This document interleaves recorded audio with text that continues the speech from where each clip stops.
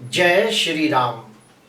मैं वसंत रावल आज ही मैं आपको बताने आया हूं जन्म कुंडली के कौन से भाव के अंदर चंद्र मरण कारक ग्रह बनता है। साथ ही साथ आपको यह भी बताऊंगा कि चंद्र जब मरण कारक ग्रह बनता है तो उसका फलादेश क्या होता है। जन्म कुंडली के अंदर चंद्र मरण कारक भंग के नियम कौन से हैं, सूत्र कौन से हैं, वो भी बताऊंगा। और आखिरी में मैं आपको बताऊंगा कि अगर किसी व्यक्ति की कुंडली के अंदर चंद्र अष्टम भाव में मरण कारक ग्रह बनता हो तो उसके लिए उपाय क्या करें। सबसे पहले हम लोग जानते हैं कि चंद्र अष्टम भाव के अंदर मरण कारक क्यों माना गया है, तो उसके 3-4 बड़े बड़े पॉइंट हैं। सबसे पहला, काल पुरुष की कुंडली के अंदर अष्टम भाव के अंदर वृश्चिक राशि आती है और वृश्चिक राशि के अंदर चंद्र नीच राशि में निर्बल हो जाता है, यह पहला कारण। दूसरा, चंद्र मन का कारक है और अष्टम भाव किसका कारक है, मृत्यु का कारक है। तो कोई भी व्यक्ति मन से मरना नहीं चाहता। दूसरा कारण, चंद्र माता का कारण है और अष्टम भाव असाध्य रोग का कारक है। कोई भी व्यक्ति ये नहीं चाहेगा कि मेरी माता को कोई असाध्य रोग हो, कोई बहुत ही बड़ी बीमारी हो। चंद्र यात्रा का कारक है और अष्टम भाव दुर्घटना का कारक है। कोई भी व्यक्ति ये नहीं चाहेगा कि यात्रा के दरमियान मेरी दुर्घटना हो। तो चंद्र जब अष्टम भाव में बैठ जाता है तो बहुत ही निसहाय, कमजोर, निर्बल और बहुत ही पीड़ित महसूस करता है। उसका जो शुभ फल देने का जो ताकत है वो नहिवत हो जाता है, क्योंकि अष्टम भाव के अंदर जो भी परिस्थितियां हैं वो चंद्र के टोटली विपरीत हो जाती है। इसीलिए चंद्र जब अष्टम भाव में बैठा हो तो बहुत ही कमजोर, निर्बल, असहाय, पीड़ित महसूस करता है और वो शुभ फल देने के लिए शक्तिमान नहीं रहता। जैसे कि एग्जाम्पल देता हूं कि एक डॉक्टर बहुत ही नॉलेजेबल, अपने फील्ड में माहिर है, लेकिन उस व्यक्ति को अगर अखाड़े में डाल दिया किसी दारा सिंह से कुश्ती के लिए तो वो हार जाएगा। क्यों? क्योंकि वो उसका फील्ड है ही नहीं, उसे नॉलेज ही नहीं है कि कैसे लड़ा जाता है। दूसरा एग्जाम्पल, एक अच्छा क्रिकेटर हो जो अपने फील्ड के अंदर माहिर हो, अच्छा क्रिकेट खेलना जानता हो, लेकिन अगर कोई उसे फुटबॉल की मैच में डाल दे, वॉलीबॉल की मैच में डाल दे तो खेल नहीं पाएगा, बल्कि दूसरों का खेल भी बिगाड़ देगा और टीम हार जाएगी। क्यों? क्योंकि उसका फील्ड ही नहीं है। तो वहां पे वो बहुत ही अनकंफर्टेबल महसूस करता है, कमजोर महसूस करता है और खेल नहीं पाता। तो इस प्रकार से जब कोई ग्रह किसी भाव के अंदर अपना शुभ फल नहीं दे पाता और वो विकट परिस्थिति में परेशान हो जाता है तो उसे मरण कारक ग्रह कहते हैं। अभी मैं उसका फलादेश बताऊंगा कि अगर चंद्र अष्टम भाव में बैठा हो तो वो जब वो मरण कारक हो जाता है तो उसका फलादेश क्या होता है वो जानेंगे। आइए देखते हैं। देखो, पहले तो मैं आपको बता दूं ये काल पुरुष की कुंडली है, यानी कि मेष लग्न की कुंडली है। और अष्टम भाव में कौन सी राशि आई? वृश्चिक राशि आई। तो यहाँ पे चंद्र नीच का हो गया, तो हम कहेंगे कि चंद्र अष्टम भाव में नीच का होने की वजह से मरण कारक माना जाता है। अभी इसका फलादेश क्या है तो सुनिए। चंद्र अगर अष्टम भाव में बैठा हो और मरण कारक बनता हो तो ऐसे व्यक्ति मन से बहुत ही कमजोर होते हैं। ऐसे व्यक्ति विपरीत परिस्थितियों में बहुत ही जल्दी हताश, उदास, निराश हो जाते हैं। ऐसे व्यक्ति परिस्थिति से लड़ने के बजाय हार मान जाते हैं। जिनकी भी कुंडली के अंदर चंद्र अष्टम भाव में मरण कारक होता है, ऐसे व्यक्ति दृढ़ स्वभावी होते हैं, निर्णय शक्ति का अभाव होता है, हर बात में पहले नकारात्मक विचार पहले करते हैं और मन से बहुत ही अशांत और बेचैन होते हैं। और अगर उनके हिसाब से काम न हुआ तो बहुत जल्दी डिप्रेशन में चले जाते हैं। जिनकी भी कुंडली के अंदर चंद्र अष्टम भाव में मरण कारक ग्रह बनता हो तो आपको मैं ये भी बता दूं कि चंद्र माता का कारक है। ऐसे व्यक्ति का माता से हमेशा मतभेद, टकराव होता रहता है, या उसकी माता बीमार रहती है, या फिर माता से दूर रहने के योग बनते हैं, माता से वियोग हो जाता है। चंद्र यात्रा का भी कारक है। अगर किसी व्यक्ति की कुंडली में चंद्र अष्टम भाव में मरण कारक ग्रह बन रहा है तो समझ जाना कि वो व्यक्ति जब भी यात्रा को जाएगा तो उसमें बहुत सारी दिक्कतें, अड़चने, रुकावटें आएगी। कोई व्यक्ति घूमने फिरने जाएगा, पिकनिक को जाएगा, तो उसमें कोई ना कोई प्रॉब्लम क्रिएट होगा और उसकी यात्रा के अंदर वो आनंद नहीं ले पाएगा। आपको मैं ये भी बता दूं कि काल पुरुष की कुंडली के अंदर चंद्र चौथे भाव का स्वामी है। और चौथा भाव किसका है? घर, जन्मभूमि, जमीन, जायदाद, प्रॉपर्टी, वाहन। तो ये भी मैं आपको बता दूं कि अगर चंद्र अष्टम भाव में मरण कारक बनता हो तो चौथे भाव से लगती जो चीजें हैं उसका भी फल अच्छा नहीं मिलता। जैसे कि उसकी माता बीमार रहती है, वो कोई भी वाहन खरीदे तो बार बार अकस्मात के योग बनते हैं, या फिर वाहन चोरी हो जाता है, या फिर वाहन के द्वारा दुर्घटना घटती है और उसे कायदा कानून के चक्कर काटने पड़ते हैं। चौथा भाव जमीन जायदाद का है, तो ऐसे व्यक्तियों को अपना घर, मकान, जमीन, जायदाद ये सब में कोई ना कोई लीगल प्रॉब्लम होता है, या फिर ये उसे भोग नहीं पाता, या फिर वो जमीन जायदाद के अंदर हमेशा वो दुखी दुखी रहता है। तो इस प्रकार से प्रेडिक्शन किया जाता है। आपको मैं ये भी बता दूं कि जिसके भी कुंडली के अंदर चंद्र अष्टम भाव में मरण कारक हो तो आपको और एक चीज देखनी चाहिए कि चंद्र कौन से भाव का स्वामी है, तो उस भाव का भी जो शुभ फल मिलने वाला है वो नहीं मिलता। आपको एग्जाम्पल के तौर पे समझाना चाहूंगा कि यहां देखिए मीन लग्न की कुंडली है, तो मीन लग्न की कुंडली के अंदर चंद्र पंचमाधिपति होकर अष्टम भाव में है। तो पहले तो चंद्र के जो कारक तत्व में जो जो चीजें आती है उसमें तो प्रॉब्लम होगा ही होगा। मन से कमजोर होगा, माता के सुख में कमी आएगी, यात्रा में विघ्न आएगा, कल्पना शक्ति में प्रॉब्लम होगा। लेकिन अगर चंद्र पंचम भाव का मालिक है तो पंचम भाव के भी शुभ फल में कमी आ जाएगी। जैसे कि पंचम भाव किसका है? संतानों का है। तो हम कहेंगे कि उसके संतानों के जीवन के अंदर बहुत सारे संघर्ष खड़े होंगे। पंचम भाव है प्रेम का, तो हम कहेंगे प्रेम में निराशा प्राप्त होगी, प्रेम में धोखा, विश्वासघात होगा। पंचम भाव है शेयर बाजार का, तो हम कहेंगे पंचमाधिपति चंद्र अष्टम भाव में है तो उसे कहीं ना कहीं शेयर बाजार में नुकसानी होगी। पंचम भाव है विद्या का, तो हम कहेंगे वो विद्या ज्ञान प्राप्त करने जाएगा तो उसमें बहुत दिक्कतें, अड़चने, रुकावटें आएगी। तो नियम ये कहता है कि चंद्र जो भी भाव का मालिक हो उस भाव के शुभ फल में भी कमी आ जाएगी। अभी इसके साथ साथ हमें यह भी देखना है कि मरण भंग कैसे देखा जाता है। तो मरण भंग के अंदर सबसे बड़ा नियम यह है कि अगर जो गुरु ग्रह है ये कुंडली का सबसे ज्यादा शुभ ग्रह है और गुरु की दृष्टि अगर चंद्र पे पड़ जाए तो वो मरण भंग हो जाता है। अभी गुरु की दृष्टि कहां कहां से गिरेगी? तो अगर गुरु यहां होगा तो पांचवी दृष्टि पड़ेगी, गुरु यहां होगा तो सातवीं दृष्टि पड़ेगी, गुरु यहां होगा तो नौवीं दृष्टि पड़ेगी।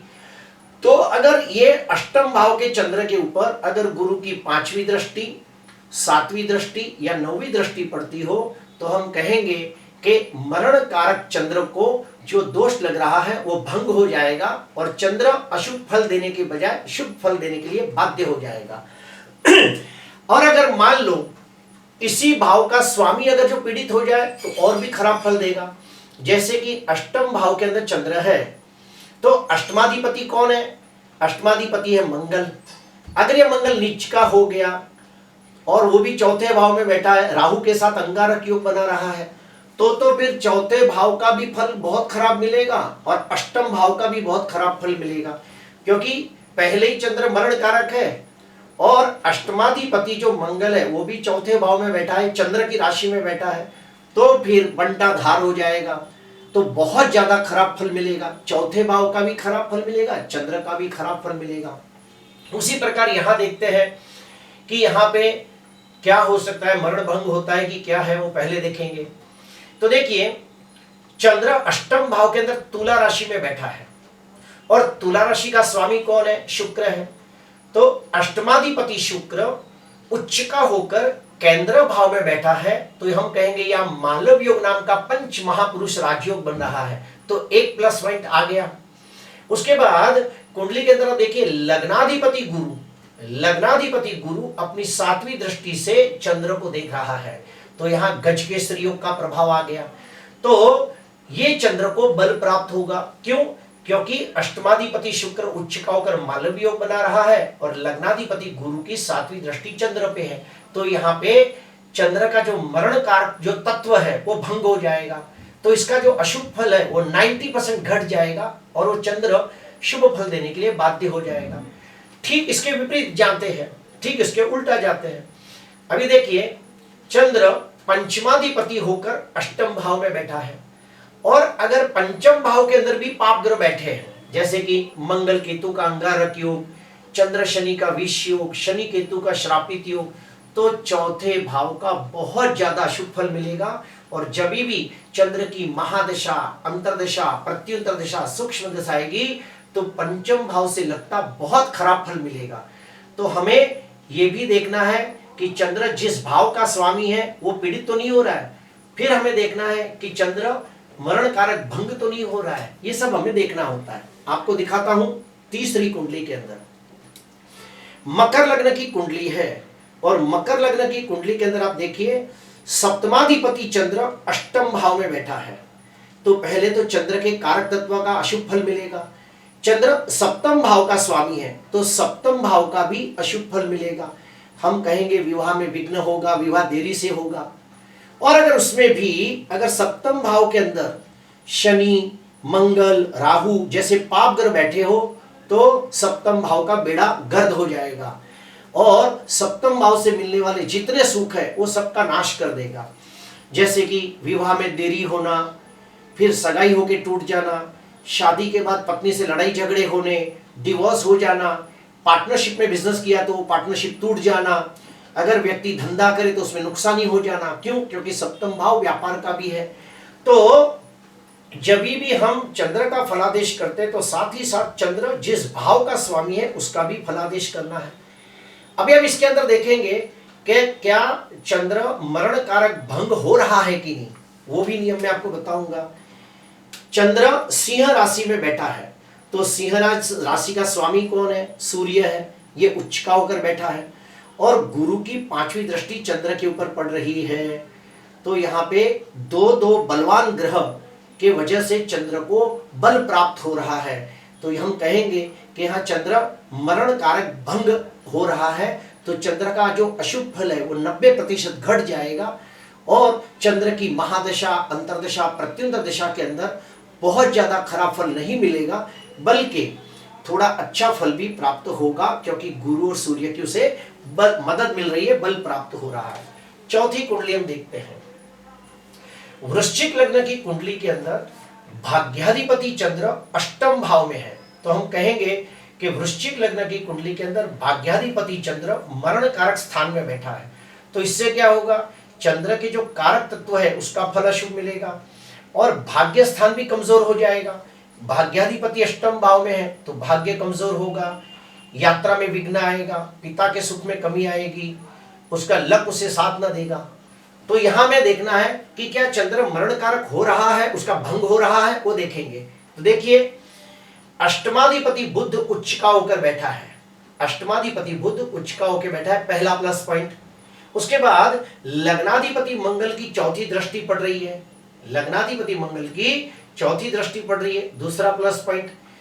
पंचमाधिपति गुरु की 7वीं दृष्टि पड़ रही है। तो 3 प्लस पॉइंट हो गए। अष्टमाधिपति बुध उच्च का हो गया, लग्नाधिपति मंगल की चौथी दृष्टि आ गई, पंचमाधिपति गुरु की 7वीं दृष्टि आ गई। तो हम कहेंगे यहाँ पे चंद्र का जो मरण कारक जो तत्व है वो टोटली भंग हो जाता है और ये चंद्र अपनी महादशा, अंतरदशा, प्रत्युंतर दशा के अंदर बिल्कुल अशुभ फल न देगा बल्कि शुभ फल देने के लिए बाध्य हो जाएगा। अभी आते हैं 5वीं कुंडली।